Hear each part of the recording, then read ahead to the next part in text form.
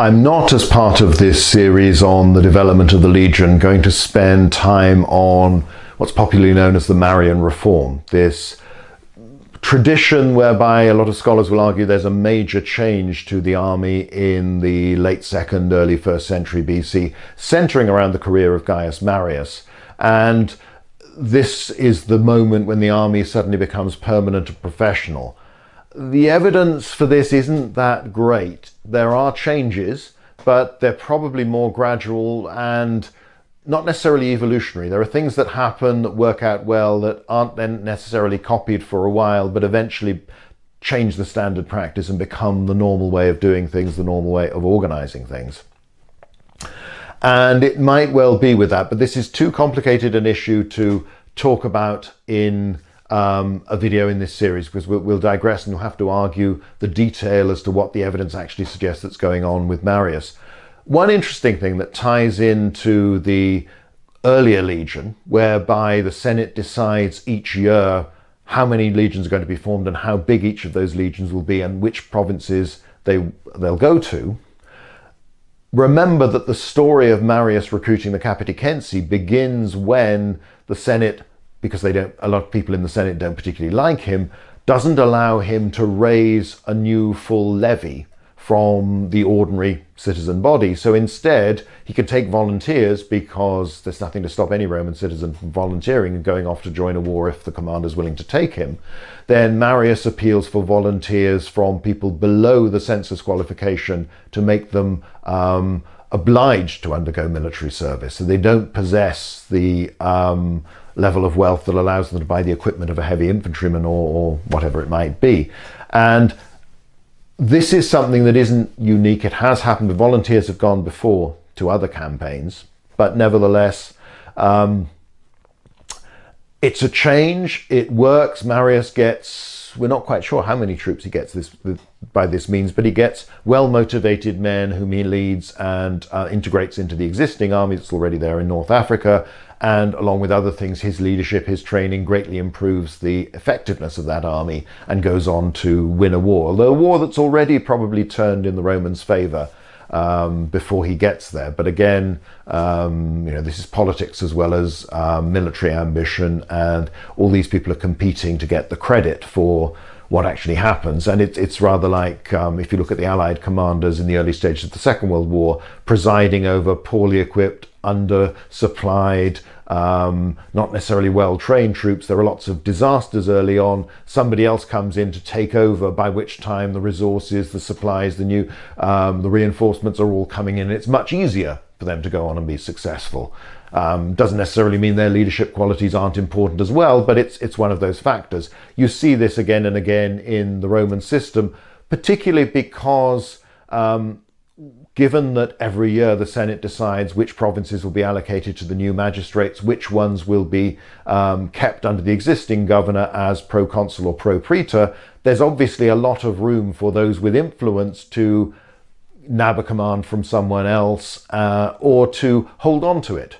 Now, so you have the famous case where Flamininus, fighting against the Macedonians in the Second Macedonian War, begins negotiations with King Philip V, because he thinks that his 12 months command is about to expire. But luckily for him, the two new consuls are needed elsewhere. The Senate forms some new provinces for them, and he is maintained in his office, at which point he breaks off the negotiations and continues to fight and wins the Battle of Cynocephalae, so gains the credit for completing the war. That was a big deal for Roman politicians, completing a war and gaining the victory, not simply fighting it and it was going on. If you were the man who won, then you got most credit. That gave you a chance to get a triumph. Far more than simply winning a battle, but the war continues, though again, that does happen. So politics is part of this, but one great problem when we look at the Roman military system and the Roman legion in the 1st century BC is that we know very, very little about it. We don't have the inscriptions, the archaeology that we'll have from later on.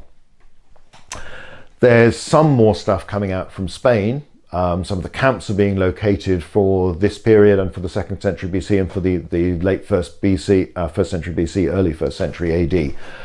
As that's being processed, we can start to see developments in how the army does things that might reflect aspects of their organization. We'll start to get more impression of equipment styles, but nevertheless, we're still in the dark about a lot of aspects of the army in the 1st century BC, which is ironic because with Julius Caesar's commentaries, we actually have by far the most detailed accounts of any Roman armies operating in the field that exist. There is really nothing like it from any other period of military history.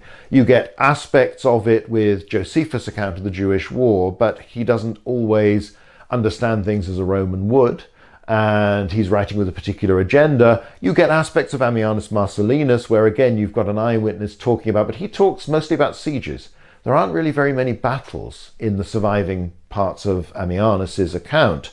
Procopius later on in the 6th century, again you get some detail, though things have changed so much by then, but it's never quite the same as having such a distinguished commander telling us so fluently how he wants to present, how things happen. Now obviously, again, something we can talk about in another video because it's a completely different topic, the reliability of Julius Caesar is something that requires discussion, but on the whole, there were so many people who could say when he lied out of hand.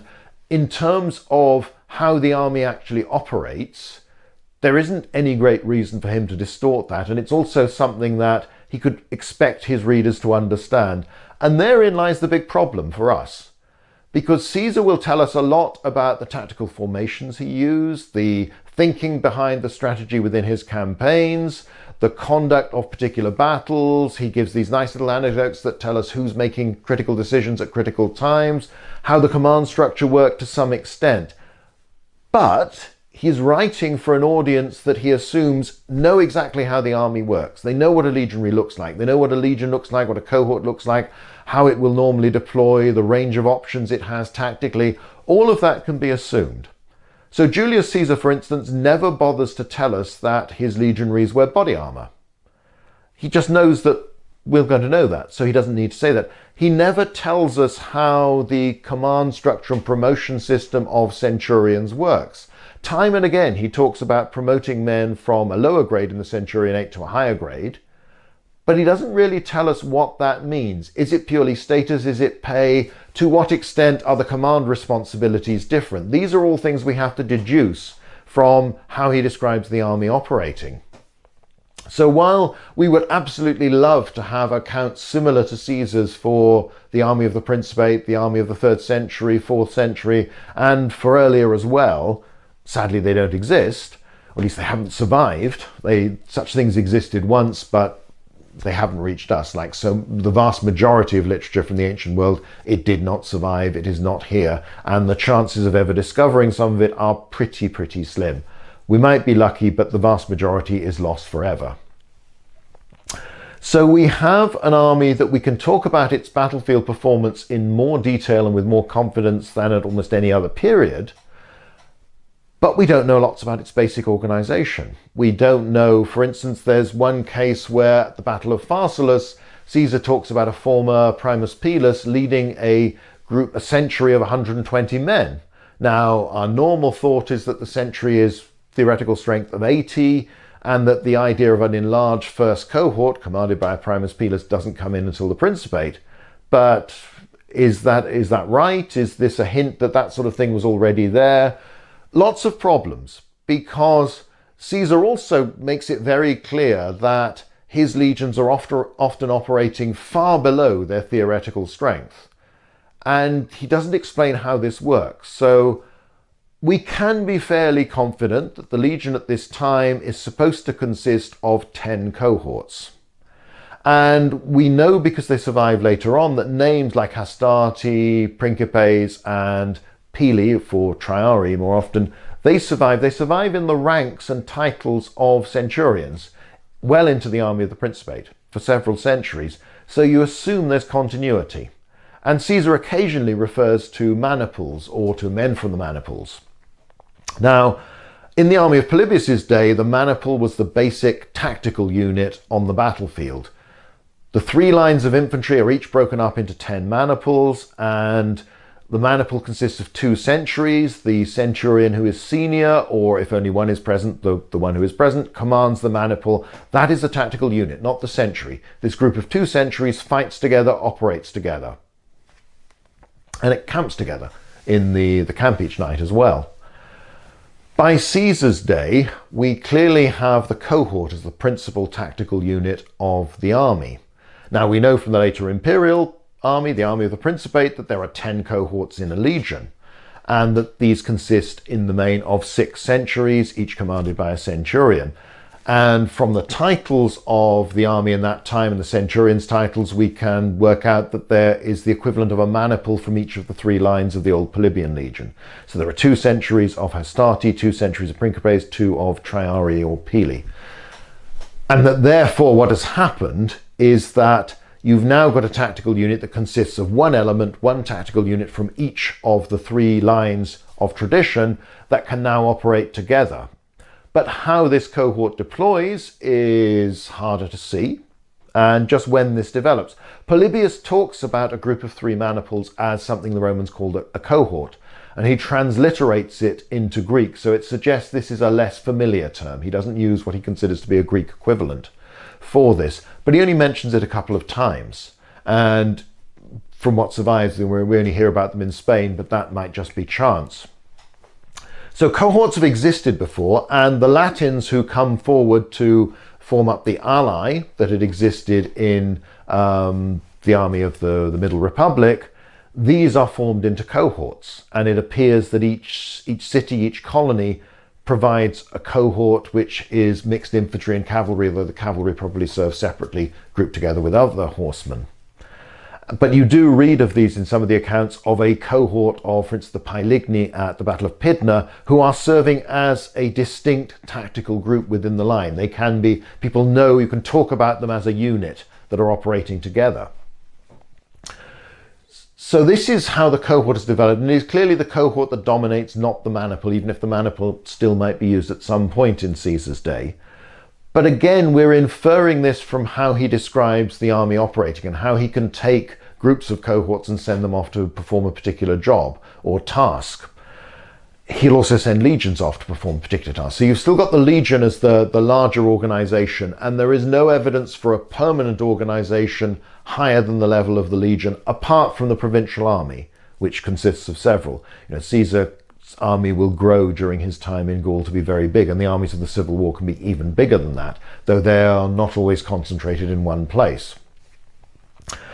So what can we say about the army that makes it different? Well, from the Social War onwards, where Rome's allies rebel against their treatment by Roman magistrates, this is a very bitter conflict fought in the early 1st century BC, and eventually the Romans win partly militarily but more politically. They give Roman citizenship to the vast majority of their allies, including many of those who'd fought against them. And it was easier if they defected, but also at the end of the war, this is fairly soon extended to almost everybody. Almost every organized community becomes Roman. That's organized community in Italy, of course. So this means the end of the ally, the ala that was the equivalent to a legion that we've seen in the Polybian army before this, and everybody becomes a legion. This does mean that the standard army for a consul now becomes 4 legions rather than 2 legions and 2 allied alae, but it's roughly the same number of troops. It's within the 20 to 30,000 mark when it comes to theoretical strength. And that seems to be a fairly common size for a big, decent, quite big army. And the praetor, or the equivalent of those commands, get 2 legions instead of 1 legion and 1 ala. So that seems to happen. The organization of the allied ally always seems to have been fairly similar, at least compatible with the organization of the legion. So they could fight side by side without any difficulty, or they could even, in the case of some battles fought on relatively narrow frontages, they could replace an ala in the fighting line, and vice versa. So there's a clear equivalence in structure, in tactical organization, in the way they worked, that is implied by all of these sources. So it's not a huge leap. One of the reasons the Social War was so bitterly fought and so costly in terms of lives was that it involved 2 armies who basically had the same military system, the same tactical organization, the same aggressive way of fighting. So neither had a clear advantage from the start just because it was Roman or conversely it was allied. So you have this development. One other thing that happens in the 1st century BC is that some legions seem to develop a stronger sense of their identity. Caesar was obviously a past master at playing up on the unit pride, corporate identity of the legions under his command. So famously, of course, you have his 10th Legion, and this relationship seems to begin from the first campaign, because bear in mind, Caesar had not raised the 10th. He inherits this along with the other 3 legions that he takes over when he assumes command in early 58 BC. The 10th were already there. They've been raised by someone else. But when his army is getting nervous and some people are complaining they don't want to advance and confront the German leader Ariovistus, and this might not be what the Senate wants, Caesar announces that he'll advance the next day with just the 10 legion if they're the only ones who'll go with him and fight the war without the rest of the army, shaming the others into saying, well, we're just as good as the 10th, we're coming with you as well.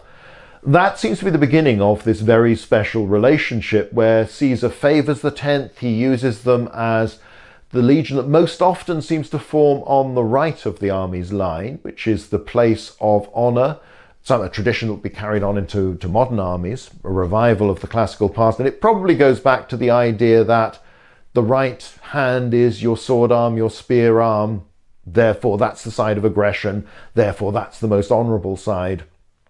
Where you stand, and you know that phenomenon Thucydides mentions of hoplite phalanxes drifting in that direction, because everybody's trying to go sort of drifting to the side because everybody's trying to get under cover of the neighbor's shield. So Caesar favors the 10th and develops it. Now, one little anecdote tells us that Marius was the first person to give a legion a single main standard of, early on, a silver eagle, later gilded, rather than the 5 standards that, again, we're told by only one source is what they've been carrying up until now. And whether those 5 standards correspond with the individual components of the legion or whether there's something different going on, some totemic element, we really don't know. Legions start to exist for longer, and they start to include more soldiers who are perhaps from outside the traditional recruiting pool, but who are joining the army in the hope of bettering themselves. That trend does seem to happen, but just when it develops and why is a much more complex picture than simply Marius flicking a switch and suddenly everybody's a professional soldier wanting to do well and wanting land from their commander at the end of the campaign. However, some things to note. Compared to the army of the Principate, these legions are not as permanent in that they still rely on the Senate deciding how long they will remain in existence. So, as I mentioned before, Julius Caesar inherits 4 legions when he arrives in his province, recruits 2 more right from the beginning. He later gains the right to recruit more legions on his own initiative and on his own authority, something he's already been doing, but this gets validated by a senatorial vote later on. However, one significant thing you can see in Caesar's campaigns is that until he actually is consul, he never forms legions numbered 1 to 4. And the tradition that these should go to the consuls of each year has remained, or probably to the proconsuls coming straight from their consulship. So 1 to 3 goes to 1, and 2 to 4 goes to the other. That tradition still seems to be there, but the Senate remains the decision-making body, even though at times of civil war and it breaks down, commanders will overrule it, they'll go their own way. But in theory, every year the Senate is deciding these are the provinces that we will keep or create. These are the ones that we will do without in the future. And these are the military resources that will be sent to them. And this might be maintaining a provincial army that already exists, creating a new one, or adding new recruits. We don't know the conditions of service in this period, but the assumption that you've suddenly leapt to the long-term service of 20 years, 25 years that you'll get under the Principate is not justified. There still seems to be the legal maximum you could be obliged to serve of 16, and there's legislation about the age at which people can be recruited. However, we know that there were fixed terms because in the build-up to the civil war between Pompey's supporters and Caesar, then some men in Caesar's army are eligible for their discharge by this point, and that is part of the jockeying for position, the hard bargaining that goes on in the years and months building up to this crisis and conflict as to when men will leave the army. So they've clearly signed up to a set term, which the state recognizes and the state respects, so that once that term has expired, they are discharged from service and allowed to go home. Before that time, if they do it, they will be a deserter. But we don't know how long this is. Now, one thing that is notable, again, you've seen it in things like the Rome drama series, they assumed that legionaries were forbidden from marrying in the 1st century BC. That's not the case. That doesn't come in until probably under Augustus or perhaps early on in the later Julio-Claudians, but we're not quite sure. We don't know. No source tells us when that bar comes in. However, we know from Cicero in one of his speeches, one of his Philippics delivered against Mark Antony, or to rally the Senate to oppose Mark Antony in the aftermath of Caesar's assassination, he talks about rewarding the widows, the children, the dependents of soldiers who'd fallen fighting against the evil Mark Antony. Now, probably they never get these rewards, but nevertheless he recommends this in the Senate and the Senate votes to approve, which makes it abundantly clear that the state recognizes the fact that many soldiers will have families, will have dependents. So this is something that probably underlies the later unwillingness of the state to take official responsibility and formal responsibility for caring for these people when soldiers die, or when soldiers are crippled and discharged that way. So again, it's an army that's different. This is still very much an army of Roman citizens that are called up to military service, and that underlies one of the big political problems and why civil wars are so frequent, why armies will prove loyal to their commanders over the state. The state is still working on the basis that Roman soldiers serve because they are Roman citizens who come forward when the state calls, and they fight on behalf of the res publica, they risk their lives, they'll die, and they'll accept the consequences, for which they get a share of the plunder, they get a nominal pay rate, and that's it. They go back to their own civilian lives afterwards, and it's assumed they can look after themselves. The state is not obliged to provide them with a livelihood for the future once they're no longer serving, because in the past most of your soldiers had been farmers and the like, so they simply went back to the farm after their military service. They were serving out of duty, pure and simple, and the state didn't need to look after them. It didn't need to pay them back for serving, because the assumption was that they were already doing quite well out of the state. That's why they had sufficient property to be called up in the first place.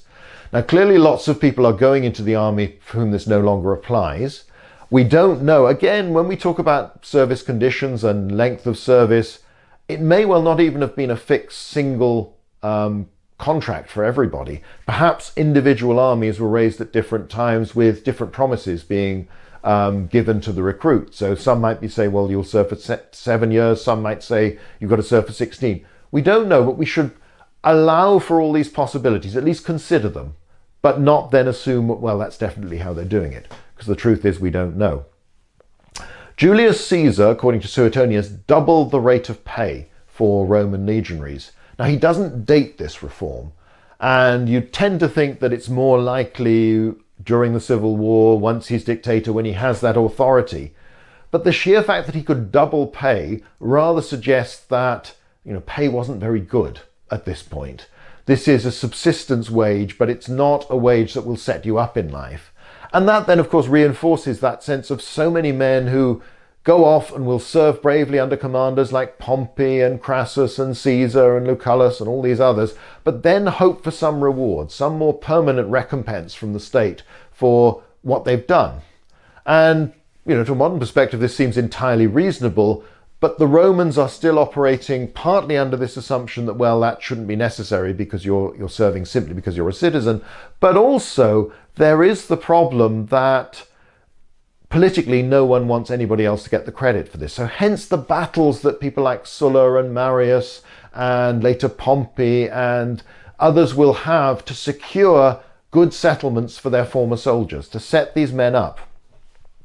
One thing also to remember, whenever we talk about pay or land distribution, the focus tends to be on the soldiers and the legion and the army as if it's one entity. Bear in mind that the higher ranks are getting everything in proportion. Now, again, we can't be too precise about just how much more centurions, say, were paid than ordinary soldiers. But if you look at the scale of reward in distributions after triumphs, then you're probably looking at 5 times more, 10 times more, that sort of thing. It is a substantial difference. Tribunes and those higher up, again, even more. So the officers who form the bedrock of this army, who are the men who seem to be serving for very long periods and perhaps moving from one commander to another, becoming effectively career officers, these can do exceptionally well out of these sorts of settlements. So you do have an impression of a degree of professionalization of the army, not just in terms of ordinary soldiers, but in terms of leaders as well, that we don't necessarily understand. You know, Cicero will talk about men who served huge numbers of campaigns and therefore are good people to recruit if you're going out to govern a province that has troops in it that you can carry with you. Caesar blames one of his early failures in the first campaign in 58 BC on his trusting a man who won a good reputation serving under Sulla. Now, there can be all sorts of political reasons why he puts that jibe in, and of course it's Caesar excusing the fact that things didn't go as he'd planned them to go, something he does throughout the commentaries, but nevertheless you get the impression of people who've come with recommendations. This is my past service, somebody can speak for me, I've done well, I'm a good tribune, I'm a good centurion, I'm a good legatus, a senior subordinate, because I've spent a lot of time with the army, I've spent a lot of time fighting.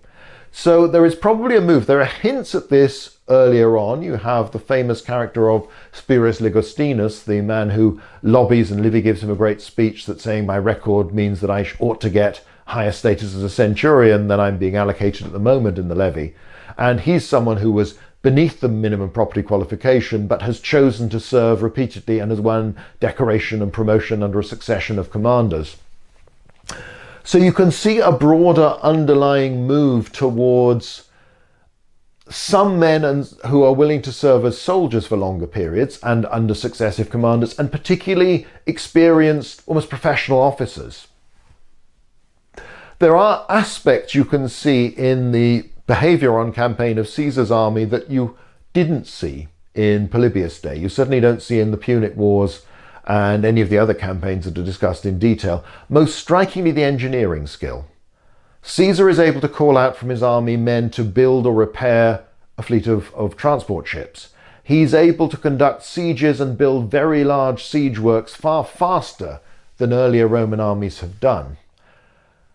It's not quite clear how the army has gained this capacity, but it's very tempting to link it with this sense of more and more officers who are willing to serve for long periods of time, who effectively make military service a career. And therefore, as they learn things, they're able to pass on this experience to others to train others. Because this does require high levels of skill. And you do get the impression that as those men leave the army, that there is a sort of corporate memory of how we do things. But it's an extension really of the organization of the camp, the tactical organization, the discipline that you've had from the Polybian army and before.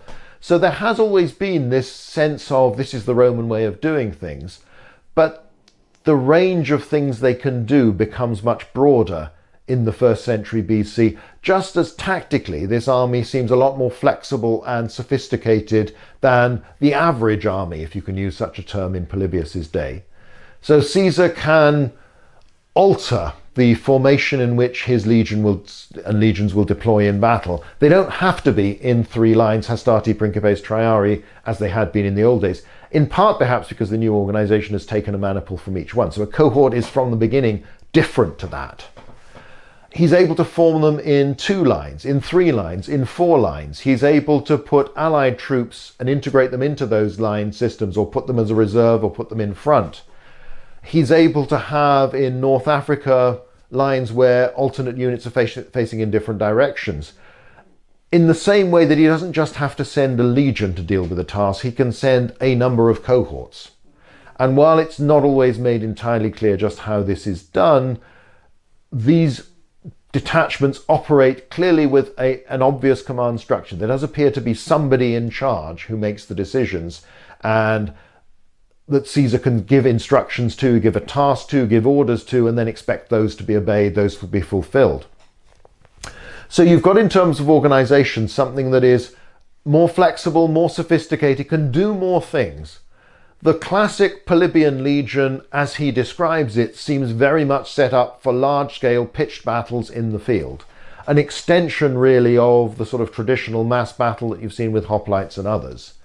Caesar's army can do that and do that very well, but it can do other things in addition to that. Now, campaigns even early on in the Punic Wars have included other operations before, and it might well be that the sort of the cohort that we see so sketchily in Polybius has already emerged much, much earlier as a temporary arrangement to help deal with other problems, other scales of operation. But the evidence isn't there for us to trace it in any detail and see how this develops. We see the end result, or at least the current practice in Caesar's commentaries, that is distinct, it is different. Some things the Roman army is still doing in the old way, some things it is not. And its range of capabilities is that much greater, as we've seen. So there are changes. There are perhaps reforms. There are even, the little hints, the sources we get that it's Rutilius Rufus, a contemporary of Marius, who introduces the training methods for sword fighting that have been developed by the gladiatorial schools and introduces those to the legions. Now, again, it's one anecdote. The impression is that this then becomes standard practice, but it's one anecdote, so we're taking a lot from one small fragment of information. But that would also fit with the idea that you're getting more people who are not brought up by their family and already partly trained in how to fight as a soldier. There'd still been the tradition from the early days of once the army is levied, it then has to be trained before it can operate effectively. And there are elements of weapons drill and personal fitness come into the training programs described in Spain, for instance. So it's not entirely new, but it's an interesting development. There is that perception that there are some things recruits will have to learn. You can't just assume they come ready-made and willing and able and as well as willing to fight as a legionary. So there is probably a move that is partly a reflection of changing circumstances, partly military requirements, partly the steady growth of military experience, military wisdom, that as time goes by, and particularly as more and more men are serving for longer, becomes easier to pass on. But again, back in Polybius's day, people had to learn how to lay out a camp like that. You're not simply born as a Roman citizen with this idea of, I know, that's how we lay out a camp, that's what we do. So there'd always been organization, and this is something again highlighted in some of those little anecdotes you have where, for instance, Pyrrhus is supposed to have seen a Roman army camped and declared immediately these people aren't barbarians because of the level of organization that the layout of their camp showed. So the Romans have had that for a long time, and it develops and it turns into the perhaps semi-professional army, slightly more permanent army. The army of the 1st century BC is different in many ways, but it's almost as hard to define as the army of the earlier period. And again, bear in mind what I've said in the first video. We talk about army, but we probably should say Roman armies plural, because each one can be a little different. And yet there are clearly aspects of common practice and common organization that do seem to be in place everywhere, that everyone knows somehow or other, whether they've read it in some of the military manuals that were around that don't survive, that again have to have come from somebody deciding, well, this is what we're doing, or writing down, well, this is what we do, that Roman armies are essentially the same. During the Civil War, Caesar's quite inclined to emphasize that the troops he's fighting are not quite as properly Roman as his. So the troops in Spain fight in a looser order, don't worry so much about formation and preserving ranks and files, but rush around the battlefield to seize the vital ground, this sort of thing. He says because they've come to fight in the local way. They've come to fight like the enemies they face in Spain, which makes sense because that's a way of fighting that's going to work well in those conditions on that sort of landscape against that sort of opponent.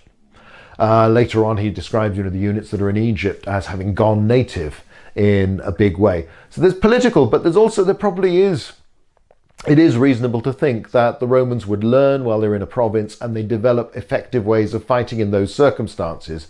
But what worked in Gaul might not work in Iberia, might not work in Numidia, might not work in Macedonia or Syria. And therefore you learn these things. But it's from an essential template of what a Roman army should be like. That seems to be reasonably well established, reasonably consistent, and then it's modified by circumstances, by the individual decisions and thoughts and ideas of the commander and his senior officers. So it can be messy like any organization, but it comes back to this central structure that if it's only the Senate deciding each year this is what the army is going to be for the year to come, and then making arrangements for that to happen. So there's central organization to some extent, but it's very shadowy. We don't really see the details. We don't really understand how it all works. But this is the army. So again, Marian reform and all that we can deal with on another day. Some things have changed. Some things have developed. When and how and why are all things that are much harder to discern. But you do have this different army that will then change under the Principate to the far more permanent, particularly in terms of the legions military system that we're familiar with. And that's another big topic that we'll look at again.